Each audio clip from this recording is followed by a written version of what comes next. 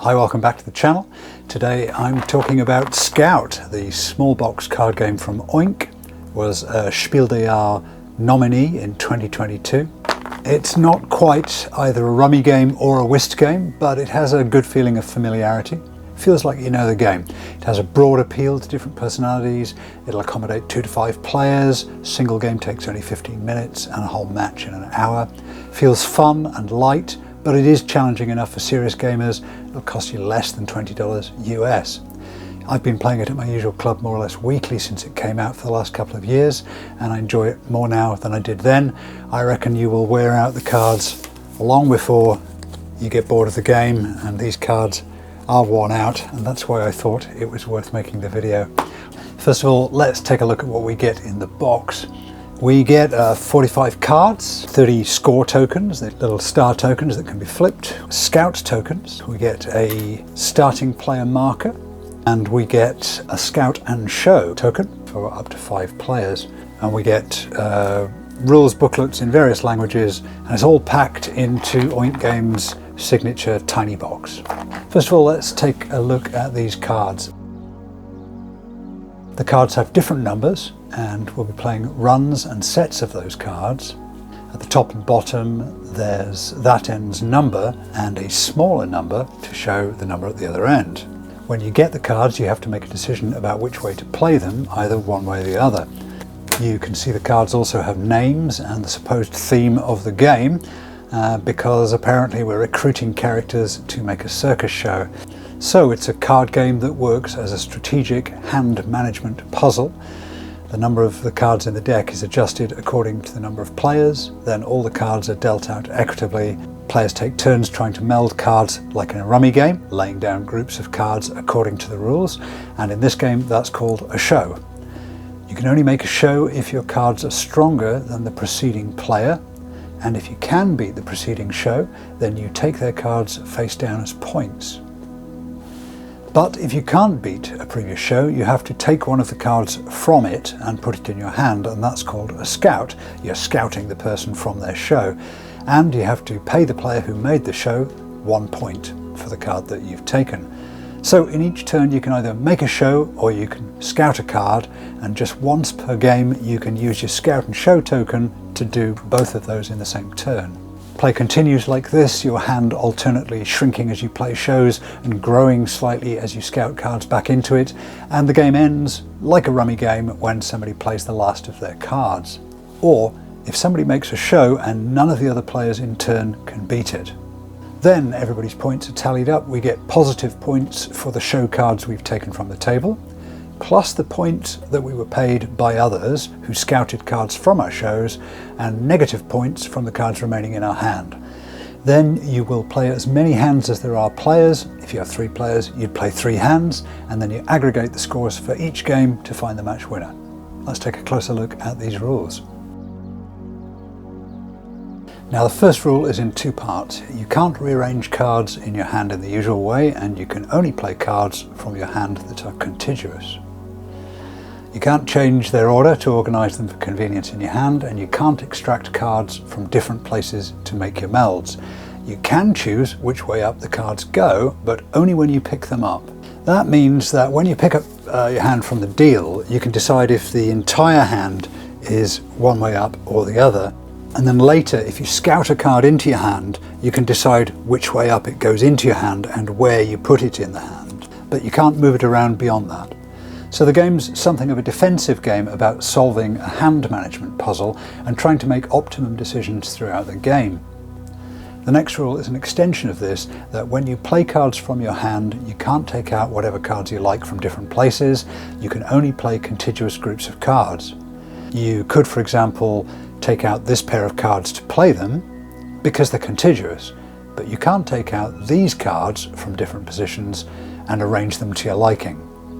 So it's quite an unusual rule for a card game, but this is the heart of the game. It's a puzzle of managing your hand and trying to manage it effectively throughout the course of the game. Let's talk about the show rule. When we meld cards in a show, your cards have to be higher in value to whatever previous show is on the table. It happens sometimes that there's nothing on the table, in which case you can play anything. The value of shows works like this. Higher numbers are better than lower numbers, more cards are better than less cards, and sets are better than runs. Here are some examples. A 10's better than a 5 because higher numbers are better than lower numbers. A run of 6-7 is better than a single 10 because more cards is better than less cards. And a set of 5-5 is better than a run of 6-7 because a set is better than a run. So a run of 3-4-5 is better than a pair of 5s because again, more cards is better, and so on. If you're playing a run, it does matter that they're in sequence, but it doesn't matter if they run low to high or high to low. So in that last example, you can't meld 3-5-4, but 3-4-5 or 5-4-3 have the same value. Now if your show beats the previous show, you take all those cards and put them in front of you, and each card is worth 1 point when the game ends. Now let's talk about Scout. If you can't beat the previous show, you have to take a card from it, which is called Scouting. So just follow me here. The idea is that you're making a circus show with performers. That's why we've got these names, and that having made the show with these different performers, other people scout one of your performers for their own show. When you scout, you have to pay the person who made that show a scout token, which is worth a point. And you can only take one of the cards at either end of the show, not from the middle. You add it to your hand, you can put it anywhere in your hand, as I illustrated earlier, and you can orientate it one way or the other. As usual, you can't later rearrange your cards. The cards must stay in place. Now, just once per game, players can both scout a card from a preceding show and meld their own show in the same turn, and we call it a scout and show because it is. Here's an example.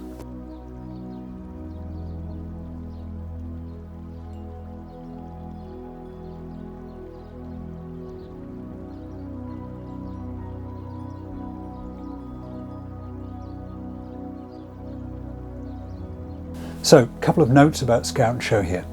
When you use your Scout and Show token, you're doing both a normal Scout followed by a normal Show, apart from the fact that you're doing it in the same turn. The rules for each don't change. And we saw in the example, your show only has to beat what remains of the preceding show after you've scouted a card out of it. But note that you don't have to make a show with the card you scouted. So your use of the one-time Scout and Show is critical. It's a really interesting part of the game, and you probably need to keep it back until late in the game to deal with strong shows from other players. As I've said, the game can end in two ways: when somebody goes out playing all their cards like a rummy game, or if someone plays a show and all the other players can't beat it in turn. Note here that in the second case of an unbeaten show, cards remaining in the winning player's hand don't count against them. Otherwise, if you go out by shedding all your cards in the rummy style, and then you'll have a positive score, of course, because you've got nothing in hand. Now, the points at the end I described earlier, but just to do it again, when the game ends, all the cards in front of you count for you 1 point each, and so do all the Scout tokens, again 1 point each. All the cards remaining in your hand count against you, 1 point each. It's quite common to have a negative score in a single game, but you've got to play as a match in which there are many games, as many games as there are players, and each take a turn to be the starting player, and then the scores are aggregated to find the match winner. You use these score tokens to track everybody's score throughout the game. You've got positive and negative sides. So don't be disheartened if you if you start out with a negative score. You can work your way back. It's a game of relative scoring. It doesn't really matter if you only score 10 points as long as your opponents are scoring negative 20. Finally, the two-player rules are a little bit different. There are 45 cards in the deck, so you take one out, the 9-10, and that leaves 44. Then you deal out 11 cards each. That leaves 22 remaining for a second game. There's no Scout and Show, and instead you each get 3 Scout tokens, and you have to pay a token to the bank each time you scout, not to the player. Then it's your turn again, and you can either make a show or you have to scout again. The game would end when somebody goes out by playing their last cards as usual, or if someone's unable to scout because they've run out of tokens. With only 2 players, the variability has an even greater effect, so it's important to play a series of games. 4 games is playable in less than 15 minutes, and it's hard to take it seriously, but we've had plenty of fun. It's good for a warm-up game. Alright, let's talk a little bit about tactics. The interest of the game is managing your hand and the tension between aggressive and defensive plays. You do want to shed cards because that lessens the negative points in your hand, but if you simply play small shows, they'll be easily beaten and your opponents will get points for the card. So you always want to be playing a stronger show, because if the other players can't beat it, they'll have to pay you for each card they scout from it. But putting on big shows comes at a cost. If you scout cards to make a show, then you'll be giving your opponents points. But if you play weak shows to create stronger shows in your hand, you're just giving your opponents cheap points again. So using your scout and show is critical. You have to hold it back against somebody playing a really big show that nobody else can beat. And then when it comes around to you, the scout and show allows you to diminish their show and beat it with something of your own. But sometimes you can use it in a way you can use it earlier in a way that helps you construct cards in your hand, and it might be better than just simply scouting a point. I said at the start that it's a combination of a rummy game and a whist game. It's really a rummy game, but it has this whist feel because in taking somebody else's show, it feels a bit like trick taking. But I also think the way that it's like a whist game is that you have to defend a bad hand and wait for opportunities to exploit a good hand for big points. Generally, I'm aiming to get positive points for every game and trying to win the match in the aggregate. The big interest in Scout is, like with other rummy games, the excitement of pushing your luck and the pleasure of delayed gratification. As I say, the variability is very, very high, so overall, the more games you play in a match, the more interesting it becomes. Now I've got a couple of things to say about teaching. To explain the game to new players, I generally deal out about 2/3 of the cards and then explain all the rules and let people take turns to ensure all the normal interactions have been explored and they feel they understand what's going on. Bear in mind what they tell us at Teacher Training College: if the student isn't learning, the teacher isn't teaching. And be aware that the rules are a little bit unintuitive, so don't rush into a game. Key point for players is the way Scout and Show first reduces the strength of the preceding show and then beats it. So let people do that for themselves and look to see that they really understand what they're doing there. The rules can be learned pretty quickly. Most people will get it by the end of the first match, but learning the difference between plays that are better and worse will take a long time. And the reason I decided to make this video is because I'm really still enjoying it a couple of years after I learned the rules.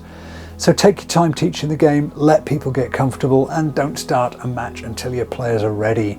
You don't want to get halfway through and somebody said they didn't know how to do something. So general criticisms. Now, first of all, I suspect the game feels more interesting than it really is, because while there are plenty of choices you can make, especially in the early turns, I think there are probably less good decisions than you think. So this is about the useful decision space feeling larger than it really is, and most of the interest is going to be in knowing what is and isn't likely to be a good decision, rather than in outplaying your opponents. There's nothing very much wrong with that, but I do think the best and the most enduring games are those in which you can't just beat your opponents, you have to outplay them. You have to make subtle decisions they didn't expect, and you have to outsmart them. I think those games are the most satisfying. That isn't really available in this game. Your strategy is going to be highly dependent on the deal, and the game will go by too quickly to develop anything especially interesting to outsmart your opponents. Instead, you're going to beat your opponents over a series of games by making more consistently rational plays and surprising them with your Scout and Show from time to time and going out earlier than they expected. As I say, there's a huge amount of variability in the game. You can often start the game with no more than a pair, or you might start the game with several high value sets. So the deal's critical, and you can't really know what your opponents are going to do and how the game's going to develop. So it really limits the meta game. So again, that's not necessarily a bad thing, but it does mean you need to play several games in a match to balance out the variability. Then the 2-player game, as I say, is a lot of fun, but it's very lightweight. And with 5-player games, the hands are that much smaller, so the time for decision making is a lot less, it's a lot more luck based, and with all the shuffling and dealing, it becomes a much longer match. But the 3 and 4 player games hit the right balance, you'll enjoy them and you'll come back for more. So whilst I don't think Scout makes it to the top tier of the very best games in history, it is a game I really like. It's extremely popular at my usual club. We've worn out 2 sets of these games already, and I'm often introducing it to new players, which means I have to reduce my competitive instinct, and yet it still remains interesting in those situations. Let's just talk a little bit about the quality of components.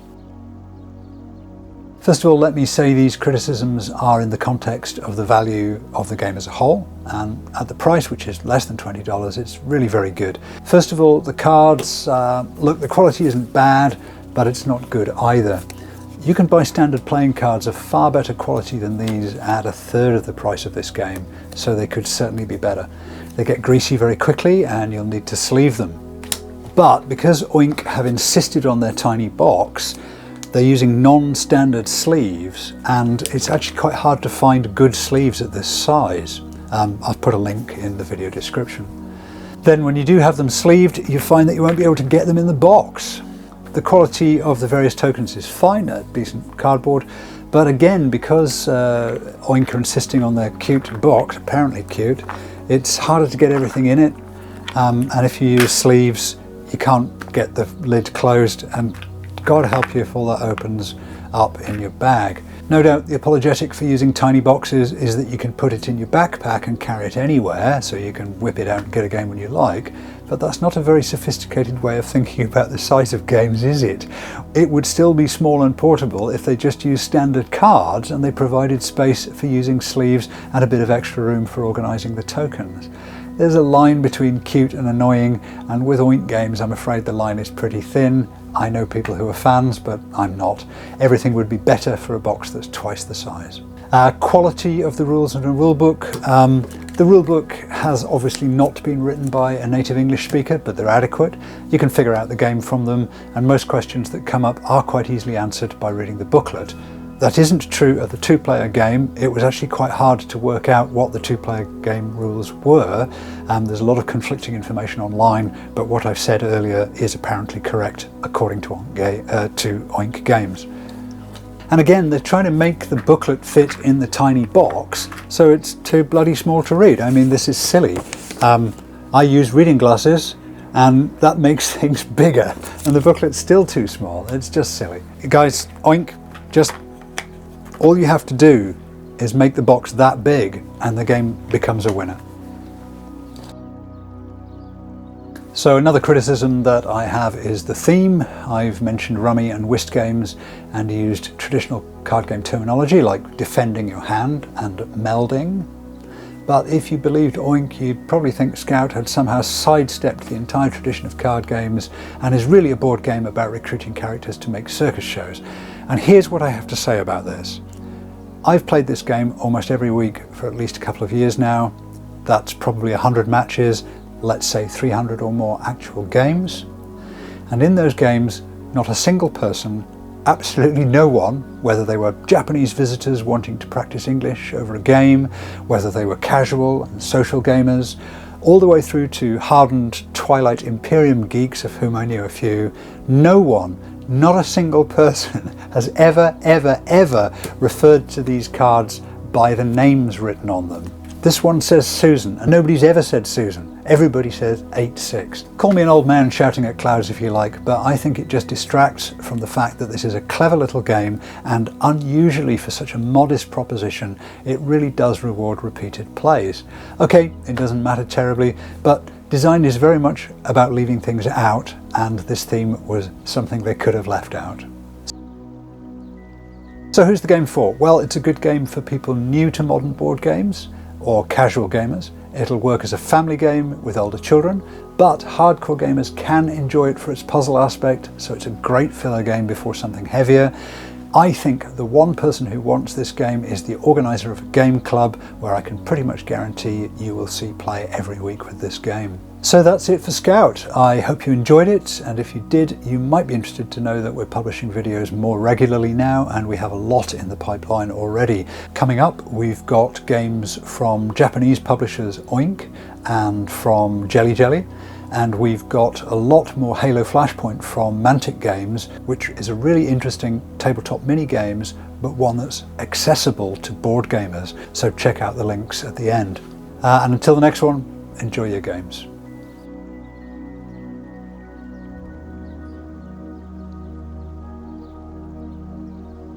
I think you would have to go to a Reiner Knizia game to find a theme that is more thinly painted on than this. Anyway,